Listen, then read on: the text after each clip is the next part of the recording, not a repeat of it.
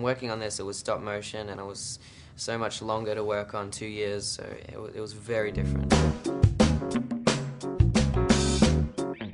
I think I would love to fly, because I think you can do so much with that, yeah. What was it like being in a sound booth rather than, working with other actors? I had done a small TV movie before this, but it was a while ago. And working on this, it was stop motion, and it was so much longer to work on, 2 years, so it was very different, and it was a lot of fun. So you play Norman, who's the hero in the story. You have an older sister, Courtney. You actually have an older sister in real life, too. Yeah. Was there anything similar about the relationship there? A little bit, but I think me and my sister are really close because, we like the same things, and we actually record music together. Her husband is a music producer, so we do that kind of stuff, and yeah, we have a close relationship.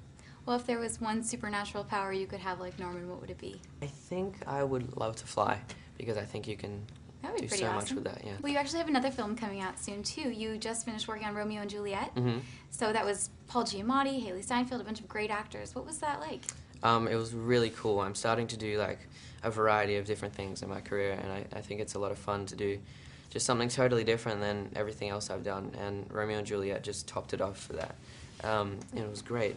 I never read Shakespeare before, and when reading it and, the original play, I think that everyone should at any age, because it really makes you appreciate the art of writing and stuff.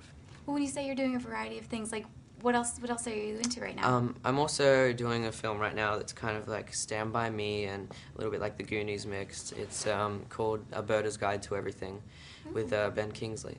Well, this movie is, it's got action, it's got, suspense, it's a thriller, but it's also really funny. So is that like the kind of movies you like to watch? Definitely, I like to watch a variety of everything. Anyone that says, this is a great movie, you should watch it, or this is a classic, I would love to watch those things. But I love comedy the most because I love to laugh.